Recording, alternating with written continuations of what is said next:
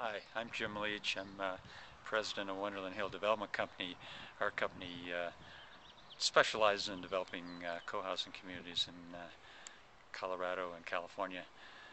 We're in front of the Wild Sage co-housing community, where we've developed an intergenerational co-housing, and then right across the street, the Silver Sage community, which is seniors, one of the first seniors co-housing communities in the United States. Both of these communities are sitting in the larger Holiday neighborhood, which is now well known as one of the better examples of new urbanism in the United States. It's a very interesting one because it was developed by our housing authority, and it's about 40% permanently affordable housing, and yet you really can't tell when you go through it. One of the things that we were able to demonstrate here, and in an earlier project, an Urbanist project in Denver called Highlands Garden Village, was that by putting co-housing within a larger new urbanist neighborhood, you really jumpstart the real social aspect of community. You get the most proactive people in the co-housing communities that really want to make the community aspect of the neighborhood work, and they influence a lot of the others that come along. So we've talked our housing authority here into putting Wild Sage in early, and sure enough, it has really influenced how the neighborhood has unfolded. Some of the neighborhood leaders have come out of this community. The common house for the co-housing serves as one of the major assets in the neighborhood. There's often meetings for different neighborhood groups, as well as the co-housing residents in the common houses. They have concerts. They do all kinds of things. We say it's the biggest living room in the neighborhood, so it functions that way. And then right across the street with Silver Sage, we have the seniors version, and it has its own common house too, and all kinds of activities. A lot of them more senior-oriented, but again, serving the larger neighborhood. So there's a lot to be gained in new urbanism by including these intentional communities early on in the projects. I think it jumpstarts the marketing effort, and it really provides that ingredient. We call it the secret ingredient in sustainability that community brings when it's delivered, and people are actually managing their own communities. It's not something that's just orchestrated by the designers and the developers, and they hope that people will demonstrate what they're trying to produce. So good examples here, and we hope there's going to be a lot of more of these in the United States in the future. So my name is Brian Bowen. I've got a small office of 4 or 6 people at any given time, and we do a real open collaboration approach to new urbanism and co-housing and eco-design. We're doing a lot of affordable housing nationally, and actually this is my office space in a small mixed-use neighborhood adjacent to my residence.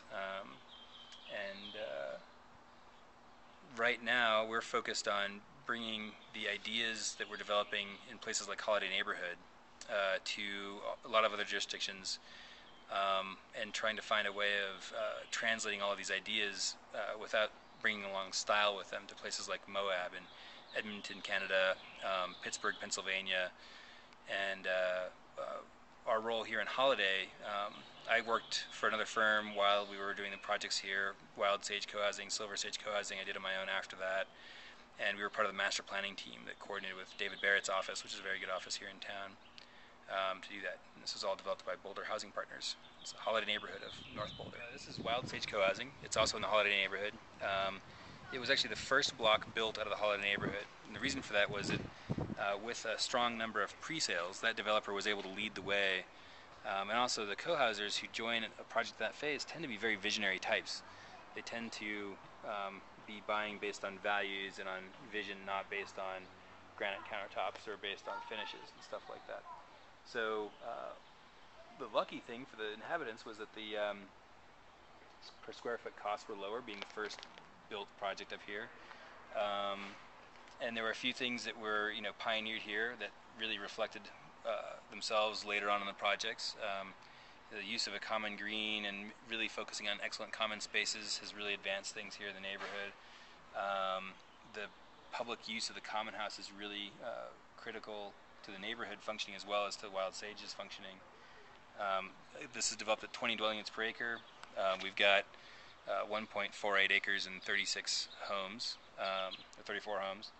And then Silver Sage across the streets, a smaller community, about 16 homes.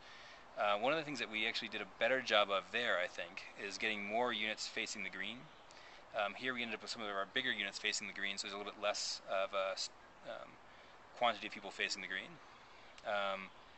Every unit here, as well as at Silver Sage, does have south-facing glass. It's tuned to orientation, so there's real strong sun tempering going on, real strong building envelope design. The building envelope design at Silver Sage is one level up from here, and both because of the expense of the project and also because of the time. It was easier to talk the developers into doing stuff like that when energy prices were higher. It was also more clearly justified based on the work that we did here. The mechanical systems here and some of the structure that we built, infrastructure that we built here, was translated also to Silver Sage. Centralized mechanical systems for the buildings allow us to buy much more expensive, nicer, high-efficiency boiler systems. Everybody's got hydronic heat. And then those systems can easily be fed by solar thermal systems. Project is Silver Sage Cohousing. It's an 18-unit cohousing community, which is the third in the country, which is dedicated to seniors only. It was developed by, it's the first in Colorado. It was developed by Wonderland Hill Development Company. My office, Brian Bone Architects, and Chuck Durrett's office worked together on the design process. We invited actually all of the good architects here in town together to do the site planning. Came up with a really clear design, a big open courtyard facing to the south, fantastic views, embracing solar gain, and creating a good connection from the courtyard through to the streetscape on the other side for each unit. And again, here we've got a really densely programmed common space, a real lush landscape, very low maintenance, with a community garden, which right now clearly they're having some sort of crow problem or something. And then we've got these three outbuildings here, which on the back house, two of them house garages, one of them houses trash facilities.